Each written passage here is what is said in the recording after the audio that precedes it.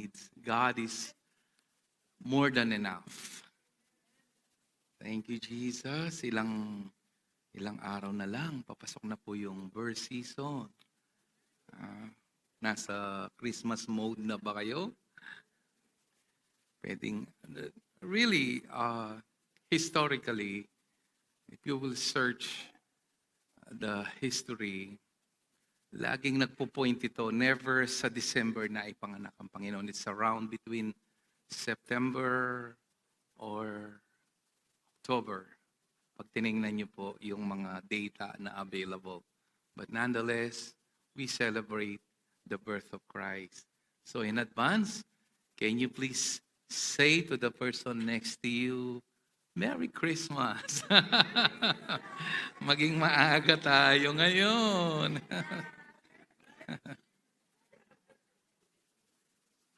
Amen.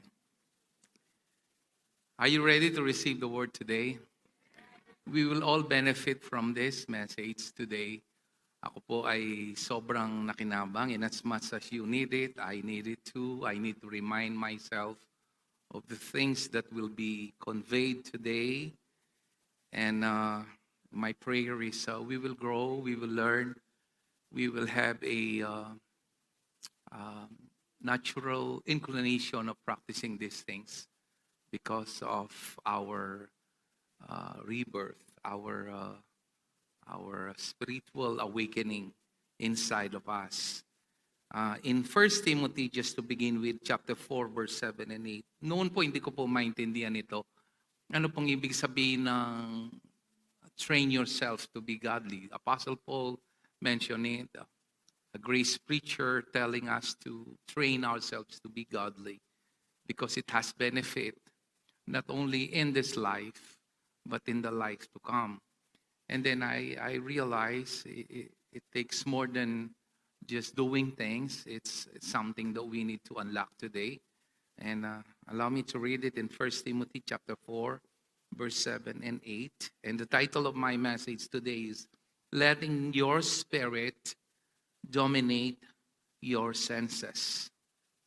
Letting your spirit dominate your senses. Have nothing to do with godless myth and old wives' tales. Rather, train yourself to be godly. Why? Because verse 8 says, for physical training is of some value. It has some value, lalo na sa mga senior, you need to do mobility training. Hindi na po tayo sa mga papogi, yung even at the age of 80, you can live independently. Pwede kang mag-igib, pwede kang magluto, magsaing, mamalengke, mag-drive. So mobility training, kailangan po natin yon. It has value, but godliness has value for what? All things. Holding promise for both the present life. Wow, it has value. Kasi masyado tayong heavenly conscious, nakalimutan natin, even today, we can benefit from training ourselves to be godly and in the life to come. May I invite you to join me in prayer today. Father, as we unlock, Lord, this very precious verse, open the eyes of our hearts, open the eyes of our spirit. Let there be, Lord, a deeper revelation, knowledge, O Lord, in our hearts as your word is proclaimed. I pray, Holy Spirit, that you will shed light to every mind today listening, not only on site, but those who are listening online. We know, Lord, that you are not limited by distance nor by time. You can reach everyone hearing under the sound of my voice, Lord, using this, Lord, vessel of clay for the glory of your holy name. In Jesus' name we pray. Everybody will say, Amen. Just to begin with, to give you the right foundation. Dati po, nung hindi pa ho nahulog si Eva at Adan sa pagkakasala, they can communicate to God directly. Okay? And God gave them the power to dominate. Anong ibig sabihin ng dominate? And that is to reign, maghari, no? To overrule. But nung nahulog po sila sa pagkakasala, both dahil kinonsinti ni Adan, nabaligtad po. Namatay po yung spirito, and from that day on, people are ruled by their sense knowledge. Ano po yung sense knowledge? Ito po yung mga senses natin like touch, feel, hear, see, and taste. We are ruled and governed. Most people are basing their beliefs, their conviction, their values on their sense knowledge, what they see, what they feel, what they experience. But you see, the original plan of God, sense knowledge, should only be the tool to communicate to this world. It should not be the leader. But nabaligtad po.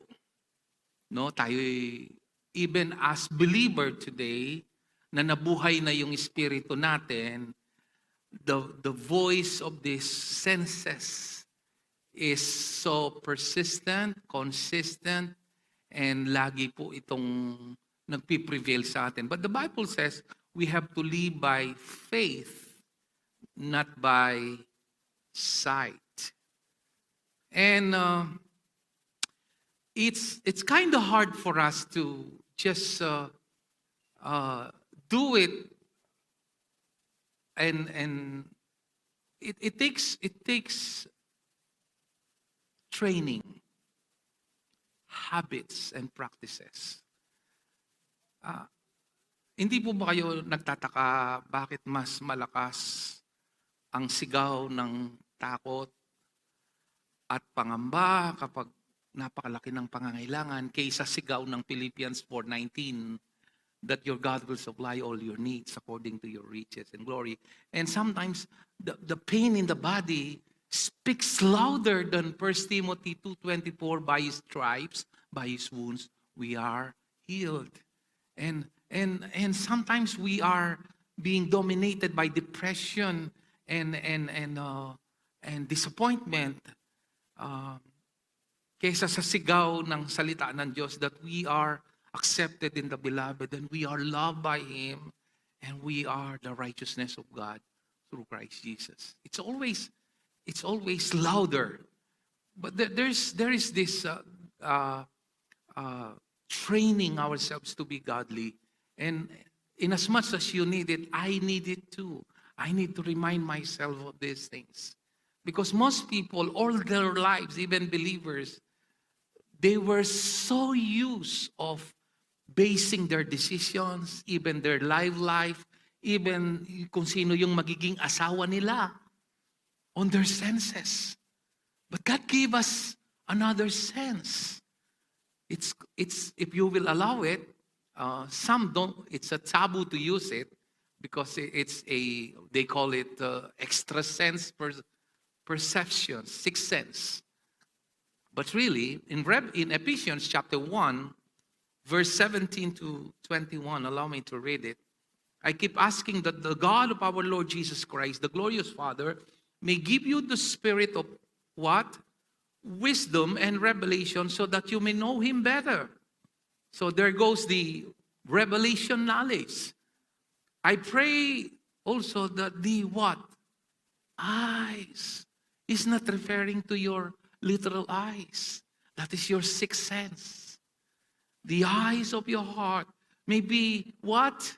Enlightened, in order that you may know the hope to which He has called you, the riches of His glorious inheritance in the saints. No eye has seen, no ears has heard what the Lord has prepared to those whom He loved, the Bible says. It's so good that it's so overwhelmingly good that sometimes we accuse it as too good to be true. That's why it's called good news, aka the gospel. So let's pursue this up to 21. And in His incomparable great power for us who believe, the power is like the working of His mighty strength, which he exerted in Christ when he raised him from the dead and seated him at his right hand in the heavenly realms, far above all rule, all authority, all power, all dominion, and every title that can be given, not only in the present age, but also, this is so huge, in the one to come. This has been given and bestowed to those who are in union with Christ. And unfortunately, most of us, our potential, hindi natin naabot to, not even the 10% of our potential na re-reach out natin because we don't know how to tap in the spiritual realm. And today, in as much as I need it, we all need to pursue in this direction and grow all together. Are you ready to receive the word? Amen. Most non-believer, their default setting, and even some believers, they're basing all their decisions on their sense knowledge. That's why experience is the best teacher, we say. No, I beg to disagree. It's not experience. The Holy Spirit is the best teacher, not experience. Though some experience may teach you valuable lesson, but it's not always accurate to say that experience is the best teacher. And let me tell you that sense knowledge shouts persistently and constantly to us. Because we're living in this fallen world, it's kind of hard for us to hear kung ano yung talagang sinasabi ng Panginoon sa atin. That's why the Bible says, God is looking for worshipers who worship Him in what? Not through their five senses, but in their spirit and in truth. He's referring to the truthfulness of His word, of His promises, whereby the Bible says, through the finished work of Christ, no matter how many are the promises of God, they are not yes or no, they are always yes. And Paul says, so we say, according to New Living Translation, with the resounding amen. It is done, meaning.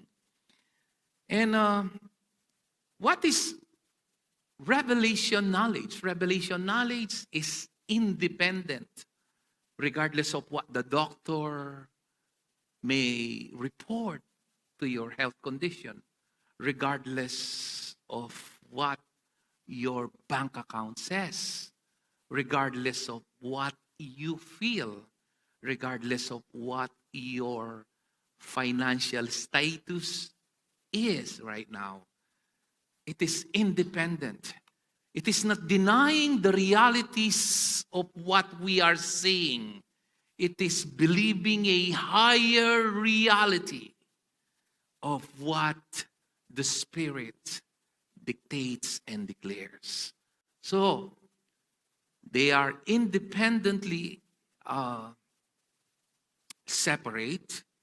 And the design of God, according to 1 Thessalonians 5:23, is, I pray that God will sanctify your spirit, soul, body, not body, soul, and spirit. And we are used to what we see, ano yung nahawakan natin, nararamdaman natin, naranasan natin, natikman natin, nakikita natin. Doon tayo nagbabase ng ating mga desisyon. But the Bible, if you will scrutinize the Bible, it was not the intention of God to use our senses as our guiding light. Senses are there as servants to contact this world. Because we are spiritual beings. This body, mababaon yan sa lupa. Ang totoong ikaw yung hindi nakikita. It was not designed and meant to lead. It was meant to follow. Say amen if you understand. It was the right order is spirit, soul, body. The spirit should be the dominant voice in our lives. And there are things that the Bible says for us to just slowly but surely grow in walking in the Spirit and living in the Spirit. So are you ready? Number 1, Romans 12, verse 2. Renew your mind. Your spirit is perfect.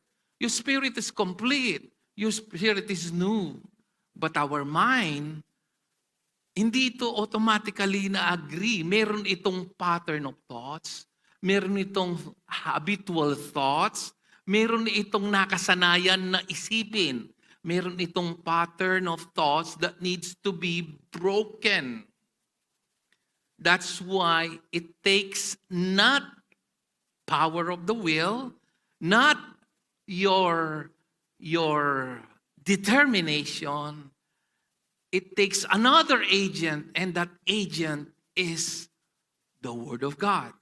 Do not conform any longer to the pattern of this world, but be what? What's the word? What's the word? Transform. That's where we get the word metamorphosis. Transform. The Greek word is metamorphosis. Meta, change. No? It's the Word of God. By the renewing of your mind through the Word, then you will be able to test and approve what God's will. Then we will start to experience. Then your sense knowledge will experience literally, mararanasan ng iyong sense knowledge, your sense of touch and see and feel and hear and taste how pleasing and perfect is the will of God. Napansin nyo? Lagi nating inuuna yung kalesa sa kabayo. Doon tayo lumago. At maraming ang mga non-believer dito lagi nakasalalay ang kanilang pamumuhay. No? In love ako. Kasi nararamdaman ko. Hindi mo na pinag-pray. No? Yung laging naka-base doon sa senses. Senses are not wrong, but they are not meant to be the leader. They are meant to be a purveyor, to get in touch in this world. The Spirit should be the leader. But we have a problem. Our mind is not renewed. Our spirit is new. We have to just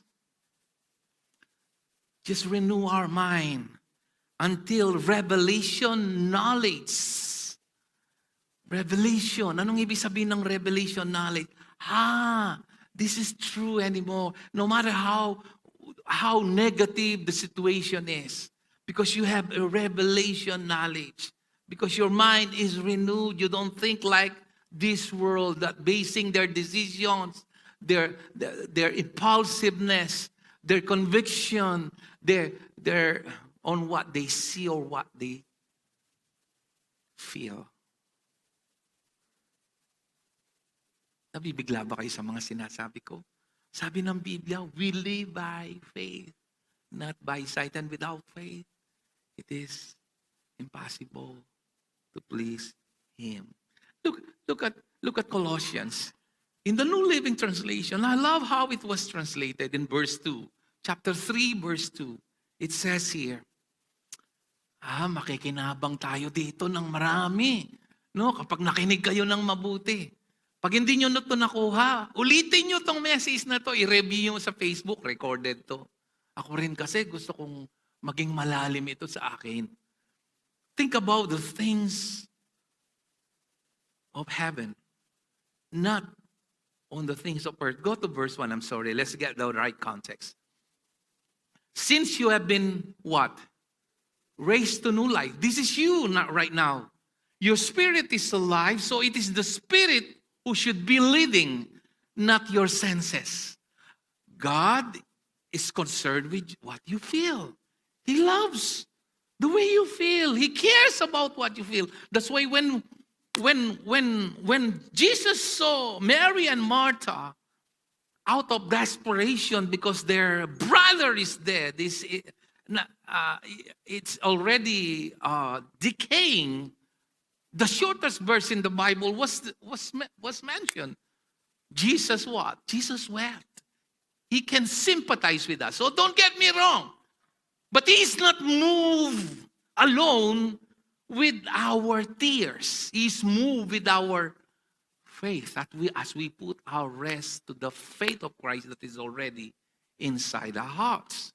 So, since you have been raised to new life with Christ, Anong sabi niya dito?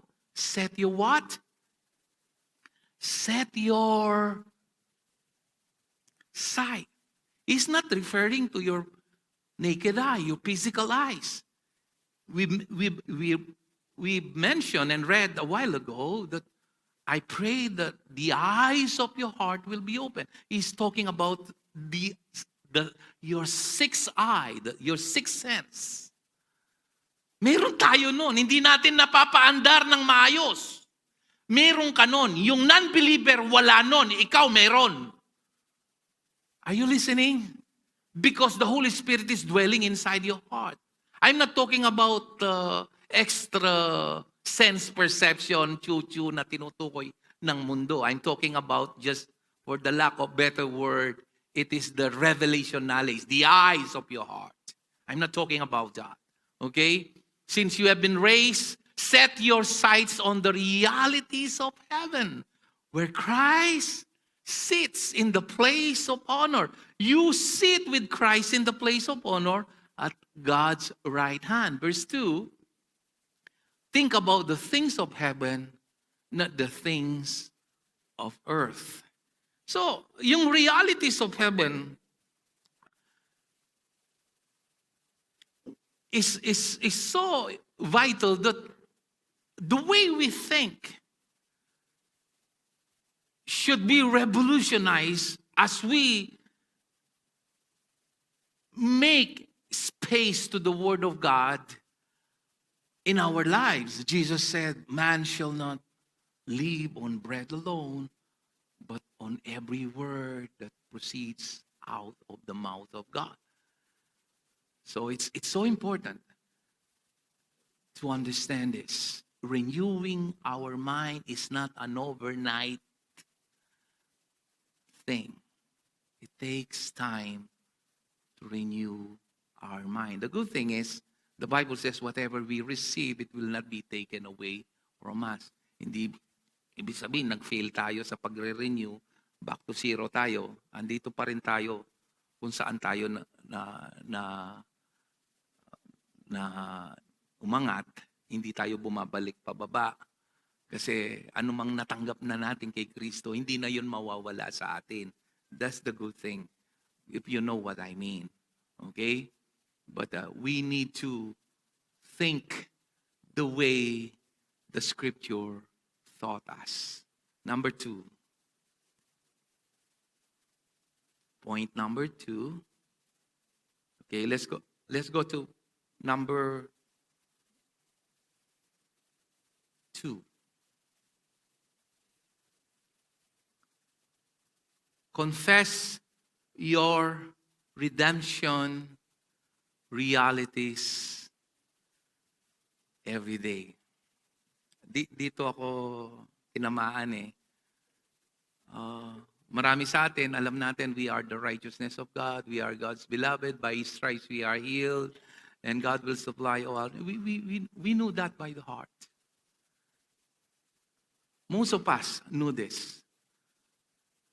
But you know, this is non-negotiable truth.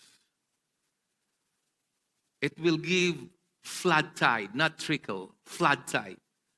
It is where the rubber meets the road. We need to speak our redemption realities.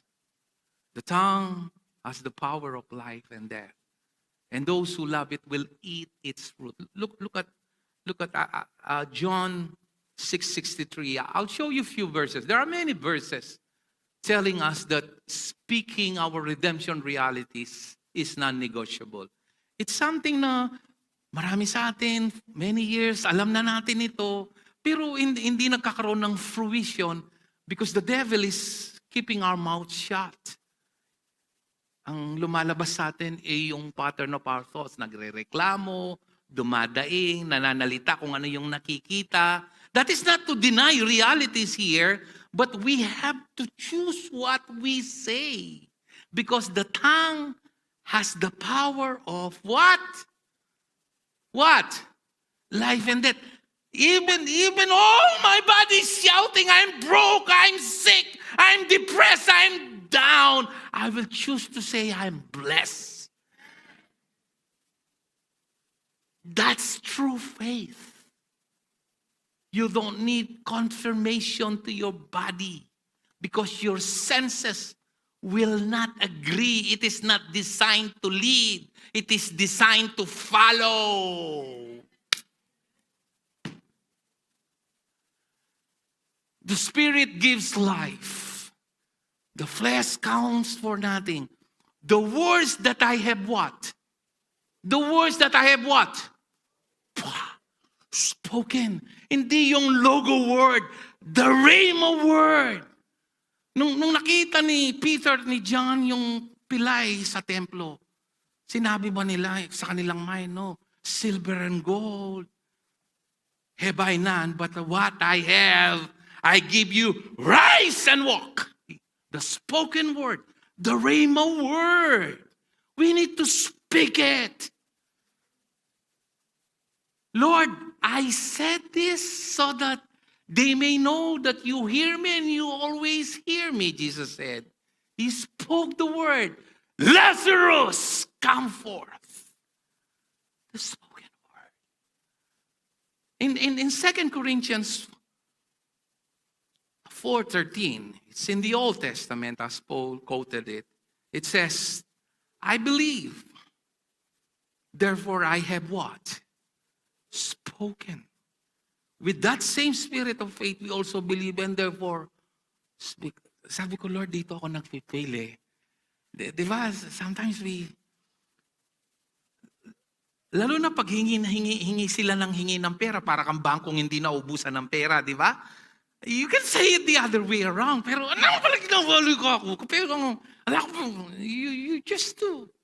Magdadadla ka. Hindi mo alam, you're speaking death. That's why be careful, even jokes.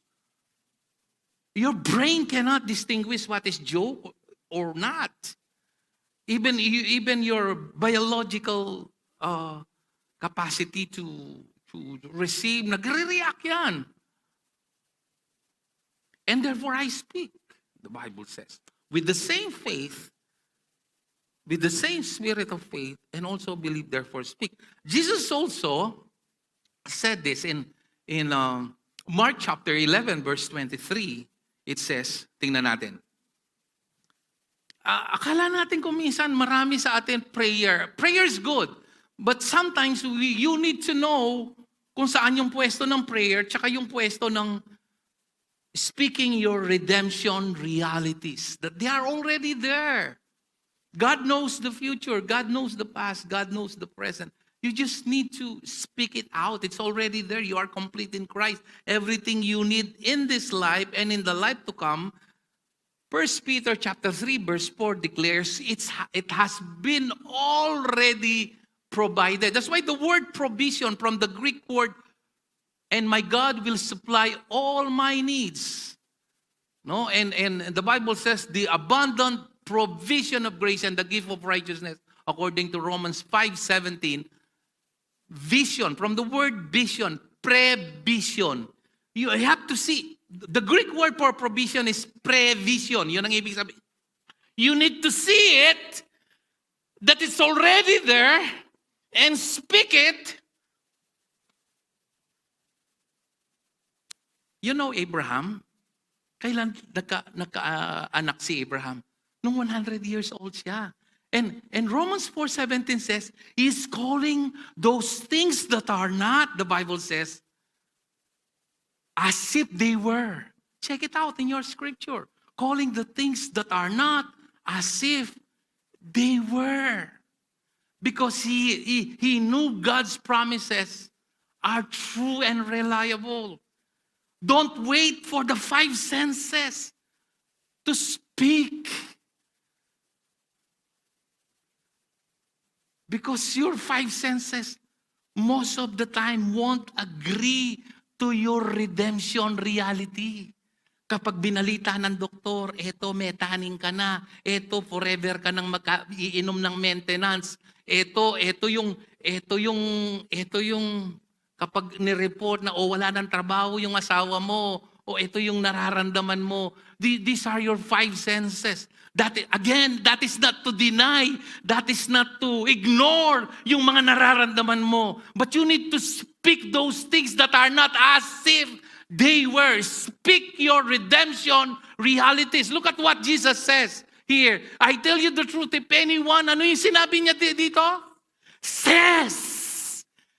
The key word is speaking. Are you listening? Sabi ko, Lord, dito ako madalas nahuhulog eh. Alam ko naman righteous ako, alam ko naman beloved ako, alam ko naman blessed ako. Pero kung minsan ang hirap, buka yung bibig because my body is shouting otherwise. That's why the Bible, kaya nga kapag nabubuhay ka sa feeling, doon ka laging paulit-ulit na tinitira ng diablo eh. Are you listening? God is not moved by your feelings. He is moved by your faith because without faith, it is impossible to please God. Are you getting all this? Does it make sense to you? Your spirit is meant to lead, not to follow. Your sense knowledge is meant to follow and serve you, not the other way around. Are you listening? Are you getting all this? Pag ang mga taga-CCM ay nakuha to, babaha dito ng blessing.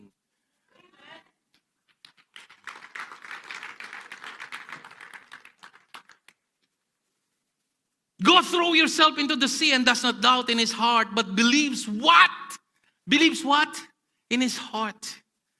You need to speak it until it becomes a revelation knowledge, until you can see it in your eyes. Mayroong isang asawang pastor. Bulag siya. Pero hindi siya bulag by birth. Bulag siya kasi nagkaroon siya ng sakit. Madalas mag-invite ng mga preacher yung kanyang asawang pastor. Siyempre, asawang pastor, pag nalamang may sakit siya sa mata, anong gagawin ng pastor?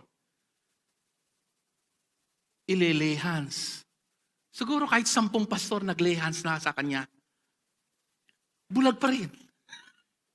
Until one day, mayroong isang pastor na may revelation ng ganitong teaching. Nagtatago na si Mrs. Nahihiya na. Uy, na naman. Sana na ako na naman kanini. Nagtatago siya.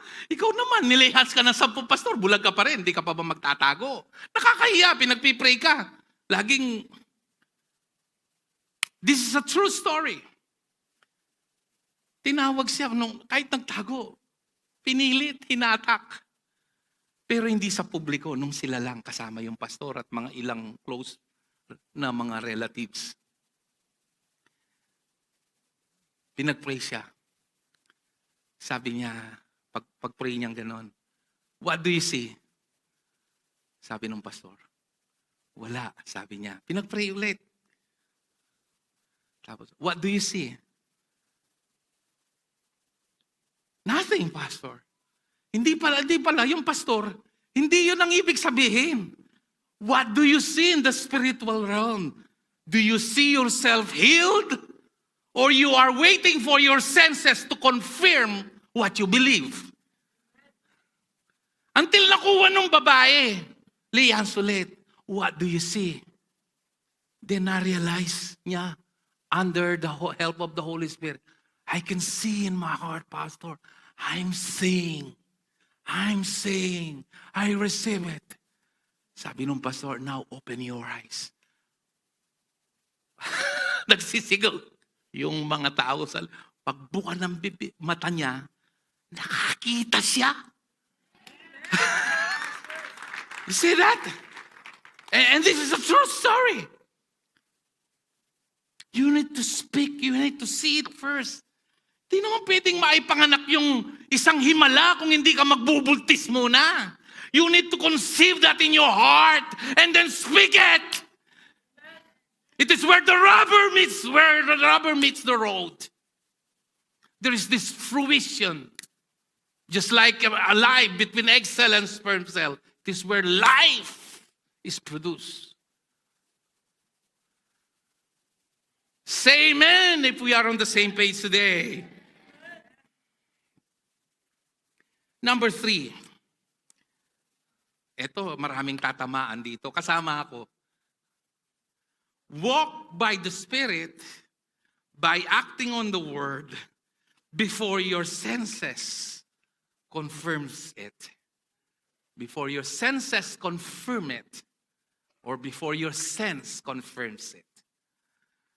You see, in Galatians chapter 5 verse 16, it says, walk in the Spirit. Nauna yung walk in the Spirit, dun pa lang yung effect. And you, ano yung kasunod?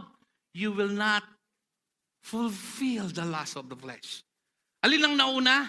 Walk in the Spirit. You need to agree. Walking means agreeing. Yung iba, hanggat hindi nasa kamay nila yung pera, hindi marunong magpasalamat. Hanggat hindi naramdaman na gumaling, hindi marunong magpuri. Kasama ako doon. The Bible says, rejoice in the Lord. Always. Hindi niya sinabing sometimes, oftentimes. What he said is, rejoice in the Lord always. And again, I say, rejoice. You need to act by faith. Alam niyo when the Jordan River was open, carrying the Ark of the Covenant, hindi naman nabuka kagad yung Jordan River. Pag binasa mo yung account doon, umapak sila, rumaragasa pa rin yung tubig. Nag-act sila by faith. Nung makita ni Lord, they are acting by faith, bumuka yung Jordan River. Are you listening? Don't wait for the confirmation of your sense knowledge.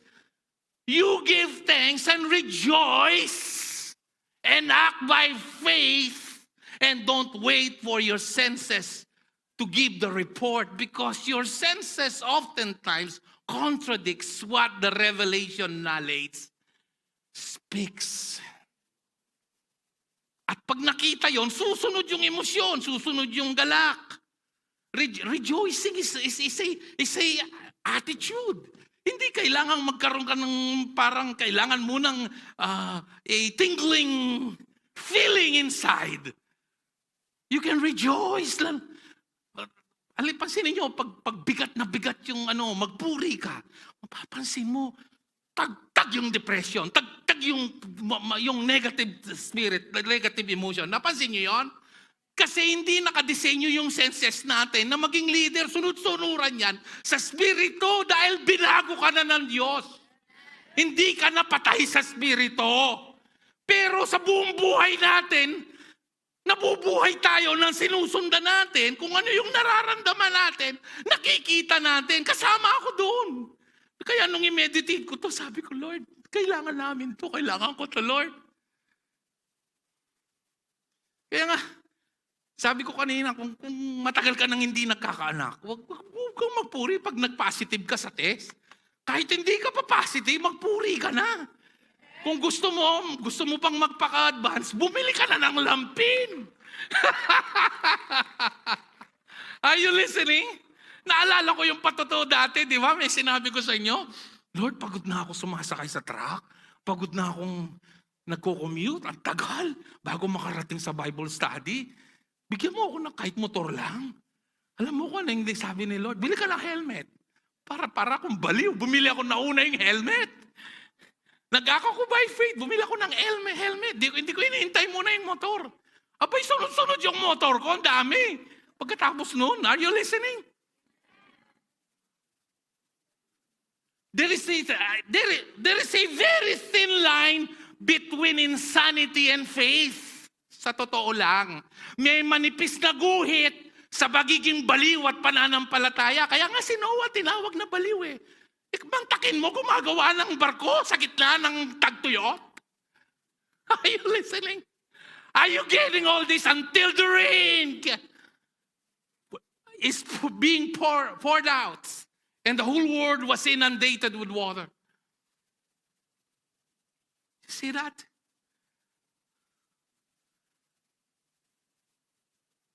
Ano ba yung tinuturo ni Lord sa'yo? Kaya pag sangsing na kang sangsing, daying na kang daying, reklamo na kang reklamo. Di ba? Sabi ko, lagi ko ang taong daing ng daing at laging sasaysing, tatabog-ing, blessing, value ito. Regaliwa, hanggang sa mga vlog, di ba? Paglasing si mister, hanggang yun, pagkatipala na yung pera, talagang manahimik yan. Nakikita niyo yun sa mga vlog? Kwelang-kwela yan, huwag kayong maging ganon. Kaya nga sabi ng Bible, it makes sense because the Bible says, give thanks in all what? In good times and bad times. Why? Because it's already there. Don't wait for your sense knowledge to dictate you and give report. They are independently different.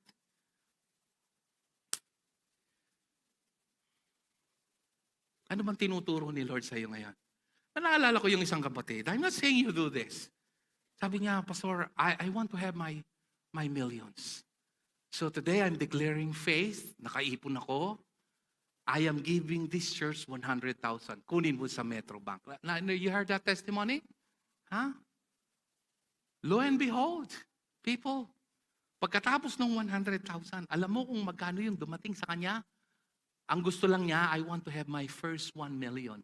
Kasi ang 10% ng 1 million is what? 100,000. Nagbigay siya ng 100,000.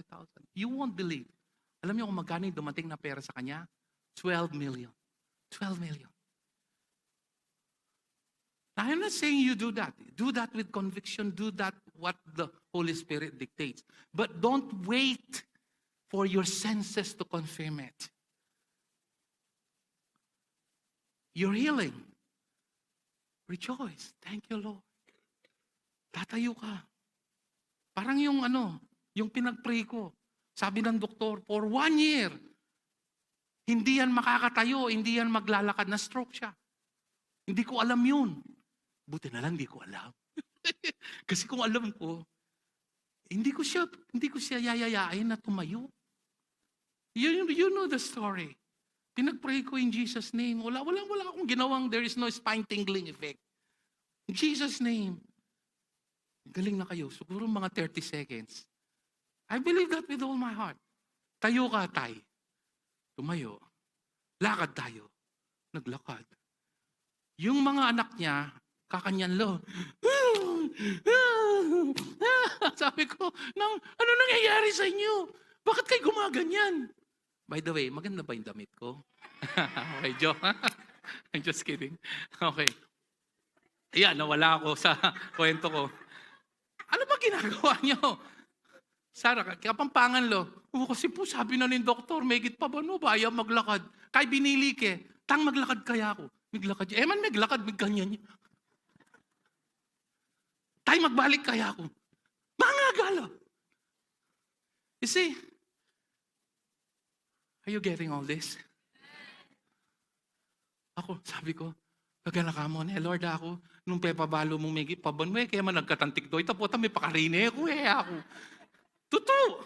If I'll be honest enough, hindi ko siya challenge.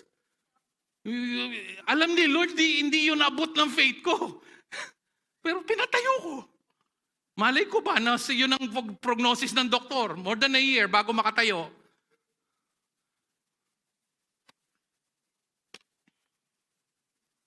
Okay. Number 4.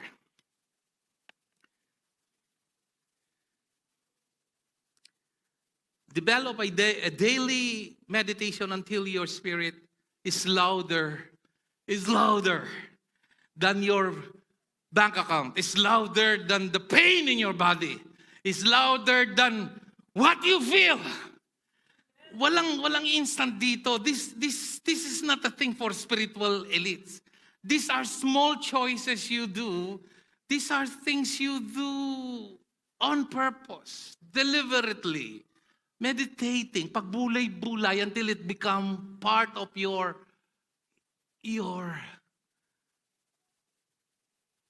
being, of your system. Let's see Psalm chapter 1, verse 1 and 3.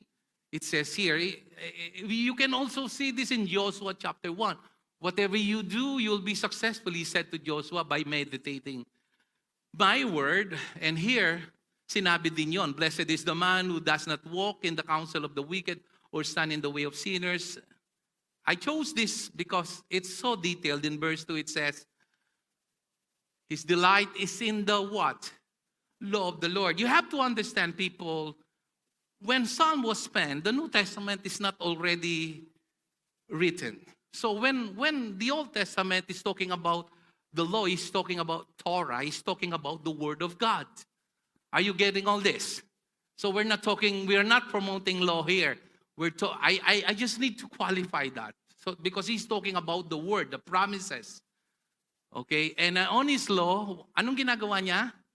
He meditates day and night. And what will be the outcome? Sabi nung verse 3, para siyang halaman na naitanim sa may batisan. Batis yan. Ang tawag dyan sa Tagalog, batis of water, which yields its fruit in season. At kahit tagtuyot, hindi natutuyo yung sanga at dahon. Kasi mayroong constant stream. Because the words of God are life and spirit when spoken. The rhema. May power yan eh. No? That's why meditation, these are 1,000 steps, unti-unti. Bukas ka, Philippians 4:19. Ito yan.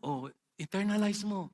And my God shall supply all my needs not according to the salary of my husband, not according to the size of my wallet, not according to my bank account, not according to my available cash right now. Yung GCash ko, negative pa. But according to the riches of His glory through Christ Jesus. You internalize that every time until it speaks louder than what these 5 senses is telling you. And I tell you, God cannot lie.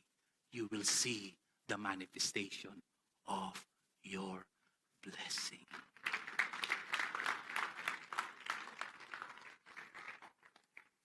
By His stripes, I am healed. Thank you, Lord. Hanggang masakit siya pa yun eh. Thank you, Lord. Ako in-apply ko to eh. Sobrang sakit nito. Asan si Brother Fletcher? Dati nandito eh. Nabahaya. Ang sakit nito. Talagang painful. Hindi ko mataas. Thank you, Lord, I'm healed. Sakit.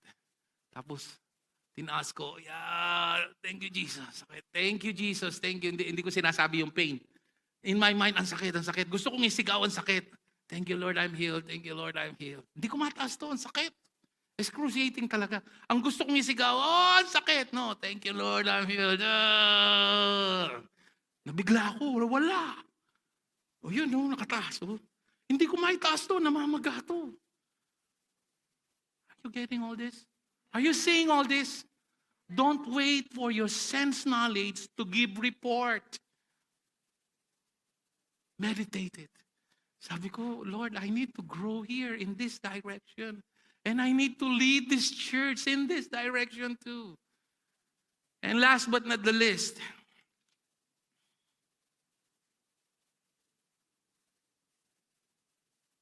stand in your righteousness. You should be righteous conscious instead of sin conscious. Alam niyo kung gano'ng ginagawa ng pagiging sin conscious? Nagse-second guessing ka sa kung pinakinggan kaya ni Lord to. Alam mo 'yon? Kasi ang pag hindi ka nag-stand sa righteousness mo, laging may bubulong sa iyo, nag-away kayo ng asawa mo kahapon ah. Nagsinungaling ka kanina ah. Nakisama ka sa chismis kahapon ah.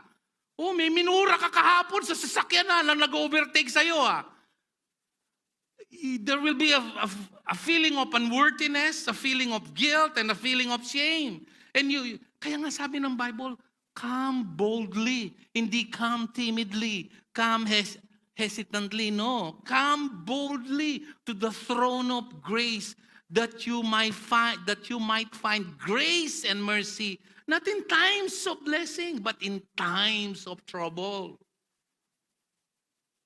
Boldly, the Bible says, many are the troubles of the righteous, but the Lord delivers them all. And the Bible declares, He is attentive to the cry of the righteous. Alam mo kung anong naalala ko doon? Yung isang batang sanggol na iniwan sa kuna habang naglalaba si nanay at nagsasaying. Pag narinig na umiyak, kahit nag-uumapaw yung tubig sa saing at iiwan yun, titingnan baka natusok po ng perdible kung bakit umiyak o baka bumaligtad at hindi makahinga. Titingnan yan, walang pakialam yan, iiwanan lahat yan para tingnan lang yung umiiyak na bata. Kung mayroong masamang nangyari sa kanya, ganon ang isang mananampalataya kapag alam niyang matuwid siya, pag umiyak siya sa Ama, nakarinig anuman ang iyong sitwasyon, kakatagpuin ka katulad ng isang nanay. The righteous, he hears, the Bible says in 1 Peter 3:12, the cry of the righteous. That's why the Spirit in us cries, the Bible says in Romans 8, Abba, Father. Romans 8:15, cries, Abba, Father. Be righteous conscious so that you can claim healing is your divine right.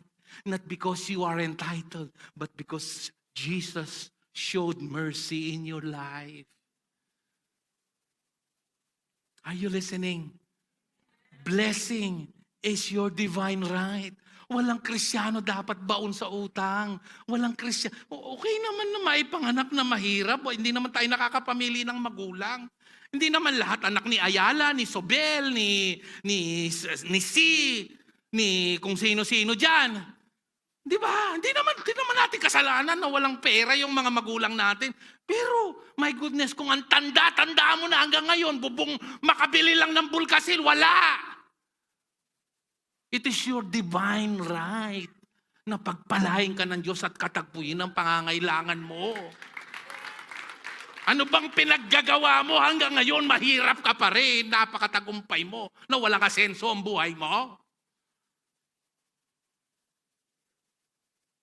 How can you be a blessing to others if you yourself are not blessed? The reason the Lord is blessing you is to enjoy your life, but that's not the supreme goal. The goal is to be a blessing to others. Baka nano meso pantang kamag-anak mong Emil Wal Hospital, uling alayang pamayad. Maka nanumeso pa ni mamu, kumabiye pa sana, pero mi pa kuya jabye, ala kang panyalib panulo kayo. Naman ay ganaganating faith na maniwala kang Jesus. Are you listening? But how you can claim them boldly if you don't know you are righteous? And this is my last verse. Romans chapter 5, verse 17. Sinong nakinabang ngayon at kinakatagpo siya ng Lord? I-review natin ng maikli para natin. For by the trespass of one man, death reigned through that one man. How much more? You see that? Kinikilig ako pag nababasa ko yung how much more. You can see that every time he's comparing the Old Testament to the New Testament. How much more? He's a God of how much more? Will those who receive God's what? Hindi lang provision. Ano yan? Abundant provision of grace. And the what? Reign. Dominate. Alam mo yung kahit madapa ka, hindi ibig sabihin na tayo hindi nadadapa. Though the righteous fall 7 times. Ibig sabihin, kahit righteous ka na, nadadapa ka pa rin. The only difference between non-believer, the Bible says, if you will follow the school of thought in that particular verse, is once the righteous, the unrighteous, nadapa siya, destruction will come to him. But even though the righteous falls 7 times, he will rise again. Because his righteousness is not based on what he's doing. It is based on the gift of righteousness. To reign. Anong ibig sabihin ng reign? Dominate. Dominate. Nakakatayo ka ngayon. Makakatayo ka. Kahit marami kang pagkukulang, makakapag-share ka. Makakatanggap ka ng blessing. Kasi binigyan ka ng gift of righteousness. Pero hindi mo ginagamit yun. Tinitira ka ng kaaway. You have this sense of unworthiness. You have this sense of guilt. You have this sense of shame. But when you stand in your righteousness, sometimes we feel right when we do right. It's good, but don't base your righteousness on what you do, because righteousness is a gift. Or else, if you base your righteousness on what you do, you will become self-righteous. Pag nakagawa ko ng tama, ibig sabihin nito, kinahabagan ako ng Diyos, binigyan ako ng lakas para makagawa ng tama. But that will not make me more righteous, because my righteousness is a gift. Nasa sentro, my equilibrium. I will be criticized without being condemned or without feeling angry, and I will be applauded or praised without being arrogant, dahil alam ko yung righteousness ko, gift. Si Lord lang. Hindi ako magiging mayabang pag pinuri ako, hindi ako madadown pag kinriticize ako, kasi gift. Nakakatayo ako ng matindi, ng may kumpiyansa with boldness because of the gift of righteousness.